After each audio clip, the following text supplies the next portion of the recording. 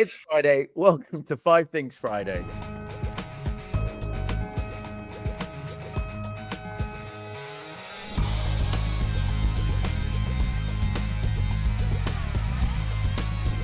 It should be Welcome to Five Things Friday USA edition, but it's got Jill. Oh, Jill. So, hey, All Jill. your loyal listeners know it's US edition if I'm here. So Exactly. thank That's it. Jill's there. And although, Jill, we do have a new show coming, right? you. Can't wait. So that will confuse them. That will thoroughly confuse them. So we're also going to start talking about the international sector because now NRF has these shows around the world. So obviously we're watching it a lot more closely. So now you just have to tune into the very beginning of the podcast to see what the heck we're talking about. Is it US or is it the whole rest of the world? Yeah, I love it. I love it. And to be fair, that's one thing I remember many CEOs, and probably same for you, when you meet them, they're saying, don't tell me about my backyard. Tell me about what I don't know. Tell me about part of the world that I'm not in, because I hear a lot about what's going on in my backyard. So, Like, tell me some more, inspiration and things that I don't hear or I can't read every day. Like give me something unique. So I yeah. think we can bring that to the listeners. So I'm I excited. Indeed, in buckets. Okay, fantastic. Let's jump straight in. And this is an interesting story that actually I remember seeing this pop up. Best Buy, actually not the Best Buy, but the whole Meta glasses that seems to be going from strength to strength. They've got a partnership with Best Buy, 50 stores nationwide, 900 square foot dedicated shopping space, Meta AI glasses, Meta Quest VR headset, and Best Buy accounts for almost 50% of Meta's AI glasses in That's person huge. buying. Yeah. That's So it huge. feels like people do really want to put them on before they buy. It And so makes it so makes much sense. sense. It makes so Yeah, much sense. I mean, I can't I mean, at least 2 Christmases now, my kids have begged for one. I was like, "You've never even used one. Why? I know you want it. It's aspirational, but let's go try it in the store," because if they're anything like me, they'll put them on and be dizzy immediately and have to take them off because I'm an old lady. But and that was the VR. But the glasses, you're seeing more and more people wear them, at least in our space, kinda in that tech space. But again, absolutely. glasses, that's not just a fun factor. That's something you're wearing all the time on your face now. You wanna Yeah. see what they look like, you wanna make sure they fit your face. It's more than just a piece of tech, it's wearable tech, and you wanna make sure it looks good and it's comfortable and all of that. So, look, Best Buy is doing a phenomenal job now with these, pop-in, pop-ups. They have Yeah. one with IKEA that is doing really well, and they're expanding that. Lots of kind of same-day delivery. They're really kind of leaning into being more relevant. So I think this is a great idea, and I actually might even take my kid to do it. Yeah, I love it. I mean, this is a bonus point for if anyone's. So, one of the things I heard recently, which was super interesting, if you think about the Meta glasses as the iPhone in 2008, before the App Store, the Meta app development kit has been launched, which you can program via Claude, which basically means there's a whole new marketplace that's been created for these things. So, I don't know. It's not our audience necessarily to talk about, go off and create AI things, but it's an interesting perspective that I heard, that it's like, the reference of App Store, iPhone, everyone's used to. Huh. Now, Facebook Meta, they're going to have their app store that people can, and because it's web apps, you can create your own web app, share it with your friends, and then commercialize it. That's a whole nother episode. But anyway, moving on. That is trying hard to make Meta work. Yeah, Right? Change the company's name and everything. They've got it. absolutely. They're Yeah. leaning into that part of the world. So Yeah. great. I can't remember. Were you going to do this? Am I going to do I this? think you're doing wing. Okay, fantastic. So you can see the picture of the drone. Walmart going gangbusters, still delivering by drone. 7 new metro areas have been announced. Planned footprint in nearly 20 US markets at over 270 locations. And the goal is a whopping 40 million Americans by 2027 will be served by drones. It's just incredible, That's you know? I don't know, like, if you're in a city and you look up and you just see a bunch of drones flying, like, are people gonna be like, "Wow, this is amazing," or are people gonna think, "What the heck is happening in this No, city?" Like, I I think don't it's know. so cool. I think if you see a Walmart logo and you see the colors and you see the brands, you feel great. If you Yeah. just see a bunch of drones flying around, I know sometimes at the beach you see them and you're like, "Who does that belong to? So Yeah. this is Yeah, you definitely don't want to be spied on, right? You don't want like someone flying over your backyard. But my gut exactly, feel is but you this won't is, get I this. mean, look, Walmart pilots unbelievable, programs, and they continue to win in same day delivery.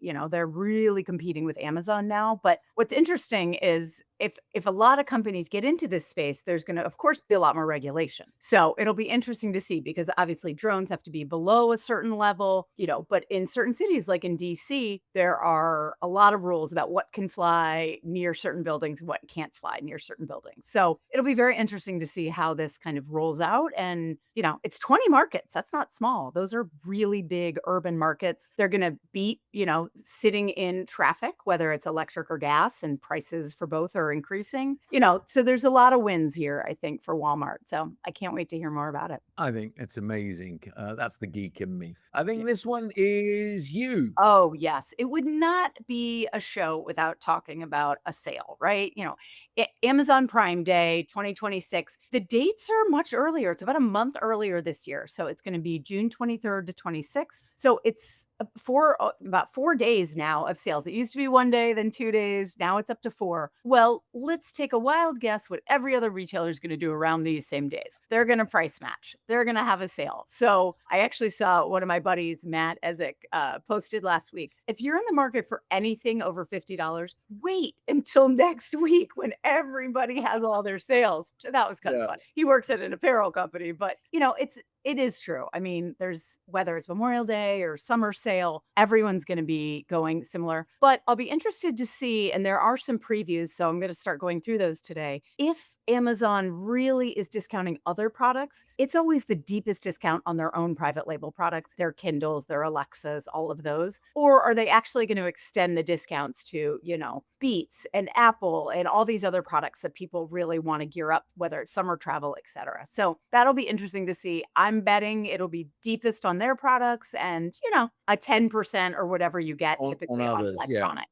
I think this is where the power of, I think whether it's Amazon, Target, or Walmart, the person who knows the customer the best will win here. Because what you don't want, and I've had this, when you go to the Prime Day to then search for something that's relevant to you, you may get the top 2, 3, something you've previously purchased, but then you just get a whole plethora of stuff that you're never going to buy, right? No.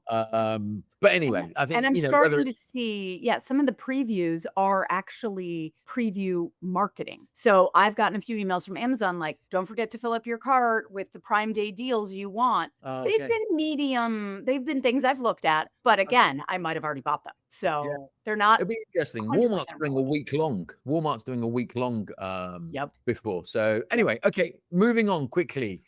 Staying with you. Oh, Quince. So Quince, if people have not heard of it outside of the US, it is right now a pure play, online only, about $1 billion valuation. I don't want to say they've come out of nowhere, but they don't do a lot of press. They do a lot of retargeting, but they're not out there talking. So it's really much more of a social media brand that has just gone gangbusters.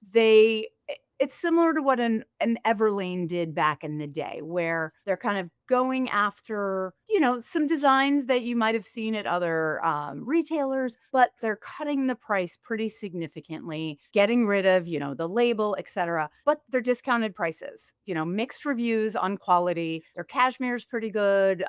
Other products are great. I've definitely shopped them. They're going into physical retail now. They're starting with LA, and it's a pop-up. It's not a permanent, but it'll be an interesting, they're going into furniture. So they started apparel, women only. They've gone all the way into everything for women, athletic, lounge, bathing suits, now travel, now home. They also have some men and kids. So they're really expanding quite quickly. So it will be very interesting to see how not only physical works, but physical with very large products, because they have not gone into the furniture space yet. And just to comment, this story is on Modern Retail. They, if you like, broke the story that they're doing these pop-ups. And I think the most interesting element is the customer research labs. That's the way that they're looking at these pop-ups, which is pretty much what most retailers do. But as you said, pure play, now going to get some data and see whether or not they can transition into the real world. And staying with you on story about 900 new stores? Yeah, I mean, this is exciting. Obviously, consumer confidence is not as high as it has been. It's a little bit low in the US right now. We're starting to see more and more inflationary feel not only in prices, but almost not keeping up with wages. So it's exciting to see that there's about 900 new stores planned across the US in the rest of 2026. Some of them are, the tried and true, the Walmarts, the Targets, but some others are really exciting. BJ's Wholesale, that's an East Coast club store. They just hit their first 3 in Texas, and they have almost one a month opening now.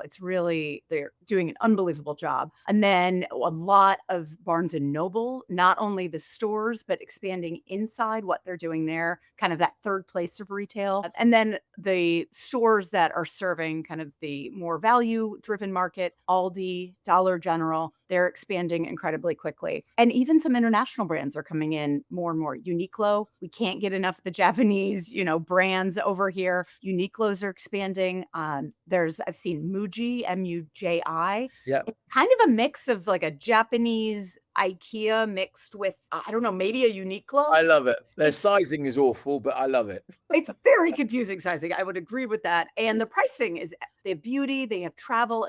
Everything. Yeah. Yeah, they Really really have practical, everything. really But good. Yeah. tons of expansion in the US. And, they're not only in the big kind of urban markets, they are opening a lot more suburban as well. Their foot traffic is still up in malls, across the US. So it's a really good indicator that these stores could stand to do well and will have traffic. So I thought we could finish on a positive note. Absolutely loved it. That's your US 5 Things Friday edition in 15 minutes and under.